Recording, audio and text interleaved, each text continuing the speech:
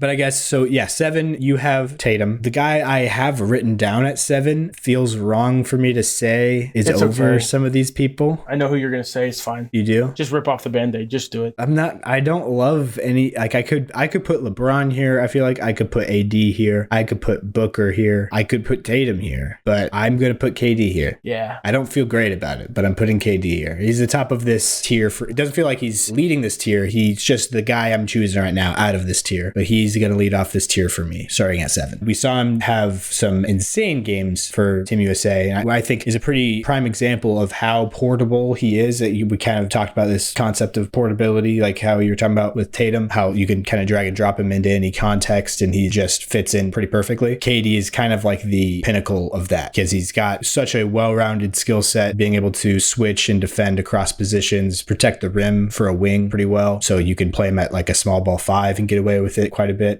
Shooting, spacing that he provides, obviously. You can give him the ball in a late clock situation. One of the absolute best at that. It's like him, Kyrie, and Jokic or Luka probably. You know, it's kind of like that top group of like 3 seconds left on the shot clock, throw a grenade out to this player and you feel pretty good about your chances. In those kinds of moments is just like, I think that's the separator from KD to Tatum, is when the ball's in KD's hands in a pinch, like I feel way more confident. You know what I mean? Tatum is like going only if he's shooting it or just in general. Just making the right play in general. Oh, I don't feel that way. But I feel like in my brain for KD, the right play is almost always to shoot it because he's that insane. But also how he gets to his spot is important. Like I feel like Tatum can take some pretty ill-advised shots a lot of times, especially when it's like, oh, there's not much time on the shot clock. I'm just going to settle for this step back 3.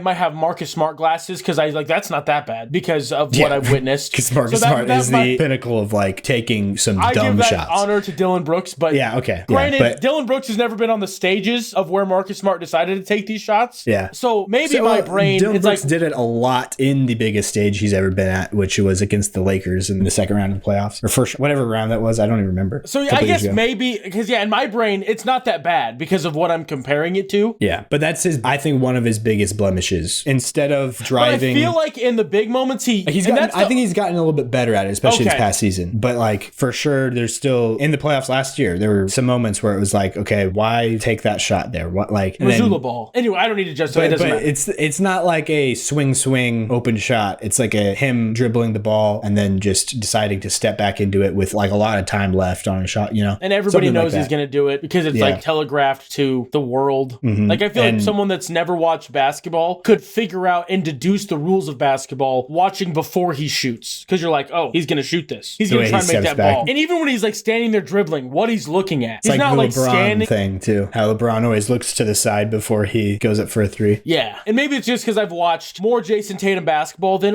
most of the planet. That also might be part of it. But yeah, no, for sure. But what I was just breaking down kind of reminded me of that moment in the playoffs last year where it was like the mic'd up moment where he's sitting on the bench telling his whole team like, don't settle for 3s.